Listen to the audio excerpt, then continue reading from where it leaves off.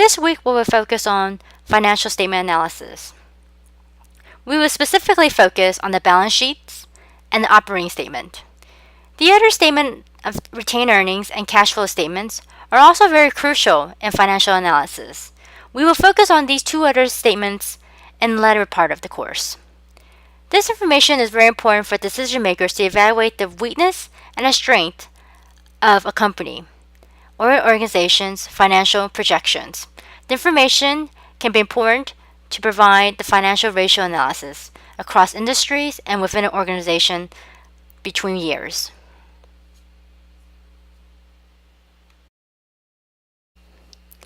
The balance statement consists of three important components. They are assets, liabilities, and net assets. Assets can be categorized by current assets and non-current assets. Current assets are defined by what the organization has, what have been invested in, and what have been deposited in with others. Current assets can be defined as assets within 1 year. Non-current assets are defined over 1 year. Liabilities are also defined as current liabilities and non-current liabilities. Current liabilities are what the organization owes to others or holds on behalf of others. You can imagine this would include debt, long-term debt, short-term debt. Net assets are equivalent to the net worth of an organization. These three components makes up the balance sheet.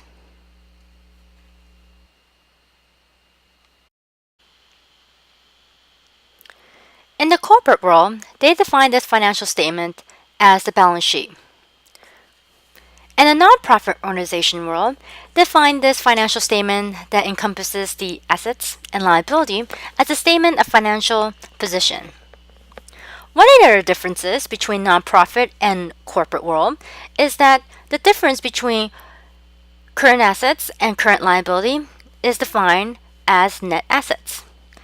In the corporate world, they see this difference as defined as owner or stakeholder equity. Assets is listed in the order of liquidity. What this means is that items that are more cash ready are listed on the top in the assets category.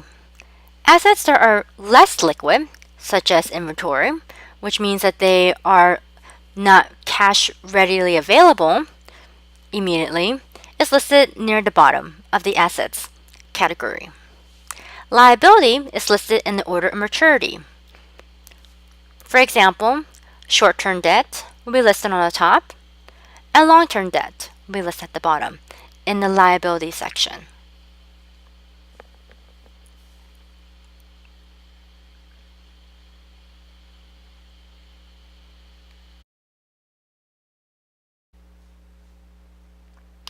Here you see a balance statement provided by Texas Health.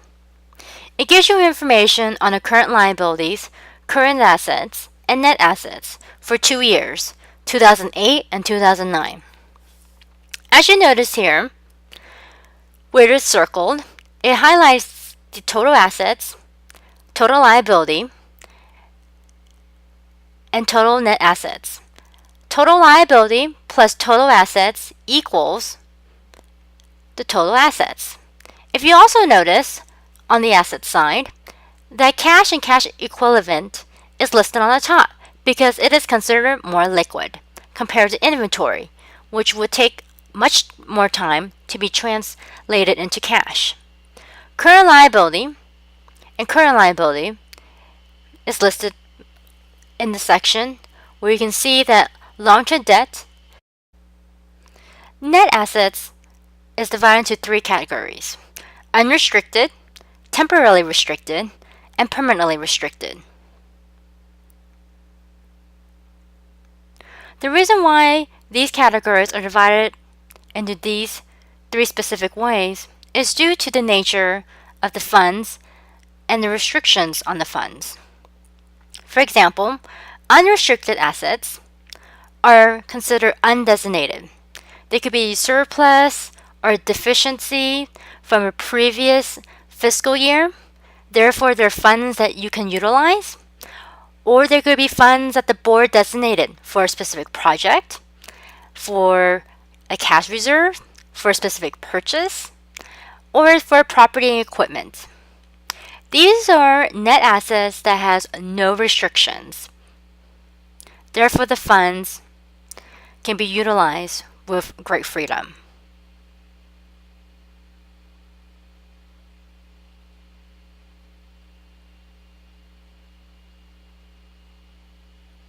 On the other hand, temporarily restricted net assets have some imposed restrictions.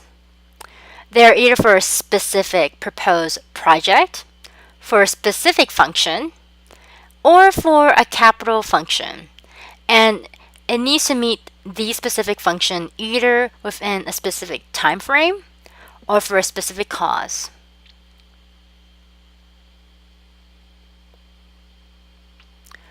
Permanently restricted net assets are often restriction imposed by the donor.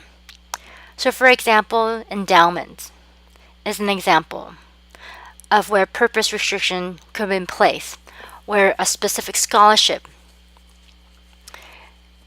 is only available for a specific group or for a specific cause or for a specific place.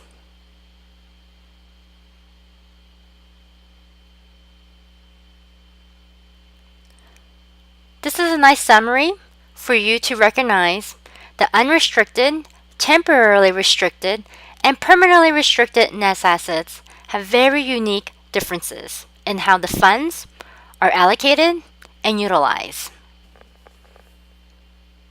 In summary, assets equals liability plus net assets.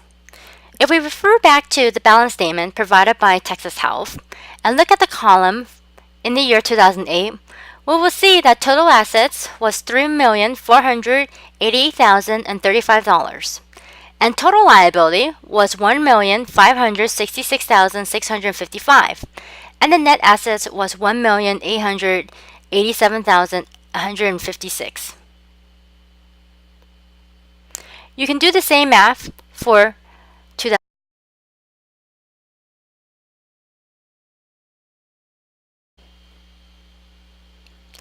The operating statement is often referred to as the profit and loss statement, revenue statement, statements of financial performance, earnings statement, income statement, statement of operation.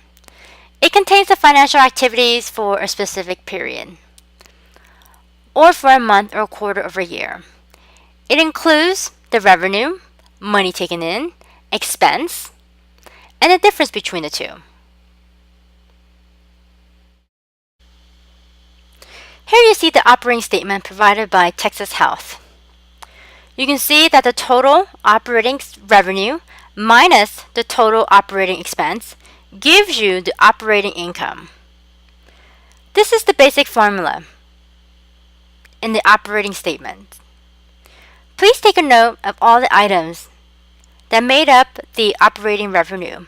In this specific case, net patient service revenue and net realized investment income. Anything that had a negative, which is defined as loss, is represented with a parentheses. Also take advantage of looking at what they count as expenses. Now that you learn that the operating income is defined by the differences between the total operating revenue minus the total operating expense, we also want to understand how do we determine the net income. Here, the net income is determined by adding the operating income plus other revenues and gain. So what can be examples of other revenues and gains? Well, in a hospital setting, let's say there is space available at the bottom floor next to the hospital, which is owned by the hospital. They could simply rent out that space to a yoga studio, which is complementary to their data extracted from the balance sheet and from the operating system give rise to financial ratio analysis. In our next lecture video, we'll discuss more in detail the financial ratio analysis. These financial ratios are very crucial for a decision maker to understand the weakness and the strength of an organization.